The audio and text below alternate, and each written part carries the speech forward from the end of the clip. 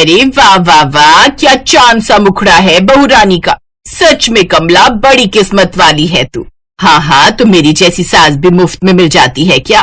वैसे बुरा मत मानना कमला, लेकिन बहू को तो तू लगभग मुफ्त में ही मिल गई। और देखा हमने बाहर दहेज का सामान। अरे इससे ज्यादा सामान तो मेरी बहू के घर से तब आ गया था जब हम सिर्फ रिश्ता पक्का करके आए थे। चुप कर कमला, तू इसकी बात ना सुन। घर स्वर्ग तब बनता है जब सबके बीच प्यार हो, समझी? इससे ज्यादा कुछ मायने नहीं रखता।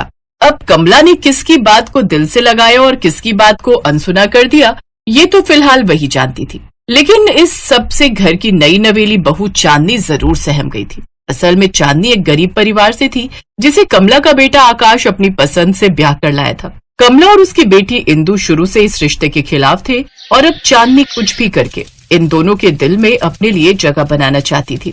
माँ, मेरा नाश्ता कहाँ है? बैठो इंदु, मैंने सबके लिए आलू के पराठे बनाए हैं और मीठे में खीर। तुम्हें पता होना चाहिए कि मैं ये सब नहीं खाती। माँ, मुझे लेट हो रहा है। कहाँ है मेरा नाश्ता? बस ले आई बेटा, ये ले, ये रहा तेरा सैंडविच और ये तेरी कॉफी। थैंक्स माँ, सच में आप ना होना इस घर में तो ये घर चल ही नहीं पाएगा। अब सॉरी इंदु, मुझे पता नहीं था। मैं कल से कुछ करने की जरूरत नहीं है तुम्हें। उफ, एक ही दिन में क्या हाल कर दिया मेरी रसोई का। कोई सामान जगह पर है ही नहीं। अब माँ जी, वो सुबह जल्दबाजी उन्हीं लोगों को होती है जो समय से बिस्तर से नहीं उठते, वरना घर में काम ही क्या है। इतना कहकर कमला वहां से चली गई और चांदनी सिर झुकाए रसोई की तरफ गई। रसोई का हाल वाकई बुरा था। असल में आकाश का घर काफी बड़ा और मॉडर्न तरीके से बना हुआ था और चांदनी को सब कुछ समझाने वाला वहां कोई था नहीं, इसीलिए उससे हर काम में गलतियां हो रही थी जिन्हें सुधारने का मौका भी उसे नहीं मिल रहा था। फिर एक दिन, अरे ये कमरा तो काफी गंदा है, लगता है कई दिनों से खुला नहीं। अब चलो आज यहाँ की सफाई कर देती हूँ, हो सकता है माँ जी खुश हो जाए मेरे ऐसा करने से। वो कमरा आकाश की दादी का था जो उनके गुजरने के बाद से ही बंद पड़ा हुआ था। वहाँ आकाश की दादी का काफी पुराना सामान पड़ा हुआ था जिसे चांदनी एक एक करके साफ करने लगी और तभी उसके हाथ एक पुराना सा डिब्बा आया जिसे खोलते ही चांदनी की आंखें चमकने लगी।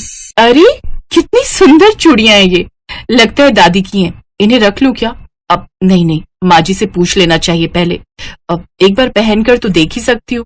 ये सोचकर चांदनी ने वो चूड़ियां अपने दोनों हाथों में पहन ली और फिर कितनी सुंदर लग रही हैं। अब चलो, अब जल्दी से यहाँ का काम निपटा लेती हूँ, वरना फिर खाना बनाने में देर हो जाएगी। बस अगर ये बिस्तर कोई खिसका देता तो अच्छे से सफाई हो जाती। बहुत भारी लगता है, मुझसे तो हिलेगा भी नहीं है। ये सोचते हुए चांदनी का हाथ उस भारी बिस्तर के किनारे पर चला गया। वो बिस्तर अपनी जगह से हिल गया और फिर जब चांदनी ने उसे उठाने की कोशिश की तो ऐसा करने में भी उसे कोई परेशानी नहीं हुई। ये कैसे हो गया? देखने में तो बड़ा भारी लग रहा था, पर ये तो बहुत हल्का है। चलो अच्छा है। उन चूड़ियों को पहनने के बाद से ही चांदनी के हाथों में न सिर्फ कमाल की ताकत आ गई थी, बल्कि गजब की फुर्ती भी आ गई थी। जिस काम में पहले उसे कई घंटे लग जाते थे, अब वो काम चंद मिनटों में ही हो रहा था, और वो भी बिना किसी गलती के। फिर उसी शाम, अरे आकाश, आज तू जल्दी आ गया ऑफिस से? हाँ माँ, शाम को मेरे कुछ दोस्त आ रहे हैं, बस इसीलिए जल्दी आ गया। अभी चांदनी को मार्केट लेकर जा रहा हूँ। बहुत बढ़िया। शाम को मेहमान आने वाले हैं, उनके लिए चाय नाश्ता बनाना होगा, घर भी ठीक करना होगा, फिर रात का खाना। सही है, काम के वक्त मेम साहब को मार्केट जाना है। माँ जी, मैंने सब कर दिया है, रात का खाना भी बनाकर रख दिया है और पूरे घर की सफाई भी अच्छे से कर दी है। आप परेशान मत होइए, हम जल्दी लौट आएंगे, मुझे बस थोड़ा सा ही सामान खरीदना है। ये कहकर चांदनी आकाश के साथ घर से बाहर चली गई और कमला फौरन भागी भागी रसोई में पहुंची। कमला को लगा था कि चांदनी झूठ बोलकर बाजार गई है, लेकिन रसोई का नजारा देखकर है ये तो सच में सब कुछ करके गई है, वो भी इतने अच्छे से। रात का खाना भी बना गई, पर ऐसे कैसे? अब बाहर जाकर देखती हूँ, घर तो जरूर साफ नहीं किया होगा इसने। कमला ने घर के हर हिस्से में जाकर देखा, लेकिन कहीं भी साफ सफाई में उसे एक कमी नजर नहीं आई। कुल मिलाकर अब कमला के पास चांदनी को बातें सुनाने के लिए कोई वजह नहीं थी। और तभी इंदु कॉलेज से घर आ गई और फिर कमला ने उसे पूरा किस्सा सुनाया। तुम चिंता मत करो माँ, ये सारे काम करके गई है ना। क्या होगा अगर हम इसके सारे काम बिगाड़ दें तो? क्या मतलब? कमला के सवाल का इंदु ने कोई जवाब नहीं दिया। और फिर शाम को मेहमानों के आने के बाद, भाई वाह वाह वाह, क्या खाना बनाया भाभी जी आपने, मान गए आपको। और घर तो देखो कितना अच्छे से सजाया भाभी जी ने, मान गए तुम्हारी पसंद को यार। भाभी जी के हाथों में तो जादू है, जादू। हाँ, मेहमानों की बात सुनकर चांदनी मुस्कुराते हुए अपने दोनों हाथों में पहनी चूड़ियों की तरफ देखने लगी और ठीक उसी वक्त कमला और इंदु की नजर भी उस पर ही थी। और फिर चांदनी को बहाने से उसके कमरे में बुलाया। ये चूड़ियां कहाँ से चुराई तूने? चुराई नहीं माँ जी, मुझे दादी जी के कमरे की सफाई करते हुए मिली थी तो तुमने इन्हें पहन लिया। तुम्हारी हिम्मत कैसे हुई इन्हें हाथ भी लगाने की? माँ आप समझी कैसे घर के सारे काम इतनी जल्दी जल्दी हो रहे हैं? ये दादी की इन्हीं चूड़ियों का जादू है।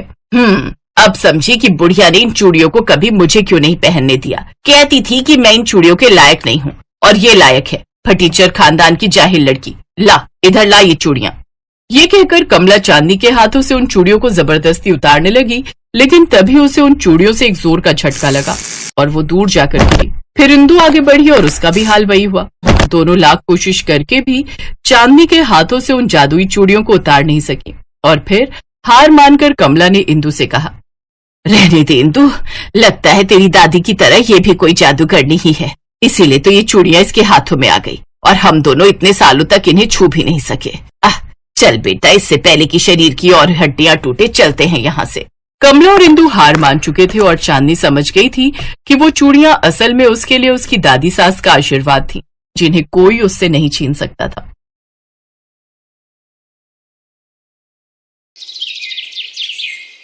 राशि की शादी जानकी के बेटे अमन से होती है। ब्याह कर वो अपने गरीब ससुराल आ जाती है। राशि बहू, शादी ब्याह की भाग दौड़ में तू थक गई होगी ना? अब जा, आज रात तू निश्चिंत होकर आराम कर ले, क्योंकि असल मायने में ससुराल का सफर तो कल की तेरी पहली रसोई से ही शुरू होगा। खाने के नाम भर से ही राशि खौफ से भर जाती है और मन ही मन सोचती है, सासू माँ के मन में अपनी बहू के हाथ की रसोई खाने का कितना मन है, लेकिन तब क्या होगा जब उन्हें पता चलेगा कि मुझे तो खाना बनाना आता ही नहीं। फिर राशि अपने पति अमन के साथ कमरे में आ जाती है। कमरे की हालत बहुत टूटी फूटी थी और जमीन पर एक फटी हुई पुरानी चटाई बिछी हुई होती है। तभी अमन हिचकिचाते हुए कहता है, तुम तो जानती हो ना राशि, रोजी रोटी चलाने के लिए मैं रिक्शा चलाता हूँ, लेकिन फिर भी सारा दिन रिक्शा चलाकर मुश्किल से रोजी रोटी का गुजारा हो पाए, बस इतना ही कमा पाता हूँ। इसीलिए आज भी मेरा घर मिट्टी का ही है और मैं यही सोता हूँ इस चटाई पर। आपने मुझ जैसी लड़की को अपनाया जिसे हर कोई जले हुए हाथ होने के कारण ठुकरा देते थे, लेकिन मेरी इस कमी के कारण भी आपने मुझे अपनाया, यही मेरे लिए काफी है। अब आपके साथ तो मैं रूखा सूखा खाकर भी रह लूंगी। इतना कहने के बाद फिर राशि और अमन उस चटाई पर ही सो जाते हैं। अगली सुबह घर की साफ सफाई करके राशि नहाने के बाद पूजा पाठ करके रसोई में जाती है, जहाँ उसकी सास रसोई में आती है। बहू, मैं मंदिर जा रही हूँ, तू तब तक मीठे में हलवा बना देना और आंगन में घिये की बेल लगी है, उसमें से घिया तोड़कर उसकी सब्जी और साथ में रोटी बना देना। ये कहकर जानकी देवी मंदिर चली जाती है। ओफो, अब क्या होगा? अब तो माँ जी मुझे घर से चलता कर देंगी। चल बेटा राशि, हो जा शुरू। माँ अन्नपूर्णा का नाम लेकर राशि रसोई में खाना बनाना शुरू कर देती है।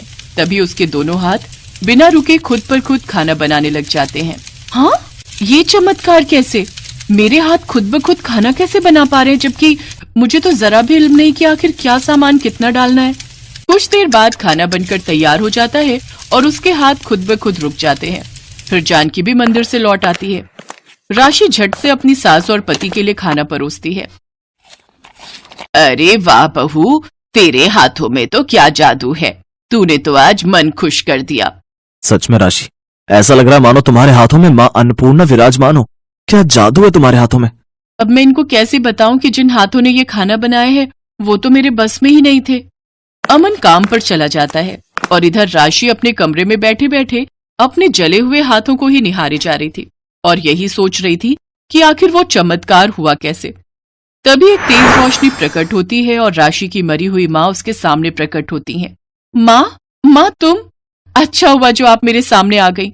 माँ, ना जाने आज मेरे हाथों को क्या हो गया, आज ये खुद पर खुद ही खाना बना रहे थे, जबकि आपको तो अच्छे से पता है आपके जाने के बाद सारा घर रजनी दीदी ने ही संभाल लिया था और जब मैंने कोशिश की तो मेरे ये दोनों हाथ जल गए। तब से दीदी ने मुझे रसोई में कभी कदम ही नहीं रखने दिया। वही राज मैं तुम्हें बताने आई हूँ बेटी। दरअसल हमारे घर की बेटियों को पुरखों के समय से एक वरदान मिला था। कैसा वरदान माँ? तुम्हारी दादी परदादी माँ अन्नपूर्णा का रोज ध्यान करती थी और वो हर महीने की पूर्णिमा को भूखे भिखारियों को खाना खिलाते थे। उनकी भक्ति से प्रसन्न होकर माँ अन्नपूर्णा ने ये वरदान दिया था कि जब भी हमारे घर की बेटियों की शादी होगी तो उनकी शादी के बाद उनके दोनों हाथ जादुई हो जाएंगे और ये कभी भी तुम्हारा साथ नहीं छोड़ेंगे। अब इनका जितना चाहो इस्तेमाल करो। अलविदा बेटी। ये सुनकर राशि बहुत खुश हुई। उस दिन के बाद से राशि अपने उन जादुई हाथों से स्वादिष्ट खाना बनाती और जो चाहे मांग लेती। ऐसे ही कुछ दिन बीत जाते हैं। अमन को पिछले कुछ दिनों से कुछ भी काम नहीं मिल रहा था, जिस कारण अब उनके घर में खाने के लाले पड़ जाते हैं। मेरी तो कुछ समझ में नहीं आ रहा माँ, अब घर कैसे चलेगा? काम मिल नहीं रहा और घर में अन्न का दाना तक नहीं है। तभी राशि वहां आती है और उन खाली डिब्बों के पास जाती है और उन पर हाथ रखकर कहती है, मैं चाहती हूँ कि अभी के अभी ये सारे खाली डिब्बे राशन से भर जाएं। राशि के इतना बोलते ही उसके हाथों से एक चमत्कारी रोशनी निकलती है और सारे डिब्बे अपने आप भर जाते हैं। ये चमत्कार देख सभी हैरान थे। राशि बहू, मैंने सुना था कि बहू अपने ससुराल में लक्ष्मी होती है, लेकिन मेरी बहू तो जादुई हाथों वाली लक्ष्मी बहू है। एक रोज राशि जानकी के साथ बाजार जा रही होती है कि तभी वो देखती है कि एक बूढ़ा आदमी खाट पर पड़ा हुआ दर्द से कराह रहा होता है। कोई मेरी मदद करो, कोई मेरी मदद करो, अब ये दर्द और बर्दाश्त नहीं हो रहा। माँ जी, हमें उनकी मदद करनी चाहिए। लेकिन बहू, तू तो जानती है ना उसे कोढ़ है और ये छूने से फैलता है। लेकिन हम उसे यूं तड़पते हुए भी तो नहीं देख सकते ना। राशि उस आदमी के पास जाती है और उसके घाव पर हाथ रखकर कहती है, मैं चाहती हूँ कि इस कोढ़ी का हर घाव भर जाए और इसकी जिंदगी खुशियों से भर जाए। कुछ ही देर में वो कोढ़ी आदमी पूरी तरह ठीक हो जाता है। बेटी, तुम्हारा बहुत बहुत शुक्रिया। तुम्हारे हाथों में जादू है। भगवान करे तुम्हारे हाथों की शक्तियां और बढ़ जाए और तुम इसी तरह जरूरतमंदों की मदद करती रहो, साथ ही तुम्हारे भी सभी दुख दर्द दूर हो जाए। उस दिन के बाद से राशि के जले हुए हाथ भी पूरी तरह ठीक हो जाते हैं। साथ ही राशि के हाथों की शक्तियां और भी बढ़ जाती हैं। अब तो वो मिट्टी को भी हाथ लगा देती तो वो भी सोना बन जाती, जिससे अब वो काफी अमीर हो गए। साथ ही उसके नाम के चर्चे अब दूर दूर के गांव तक फैल गए।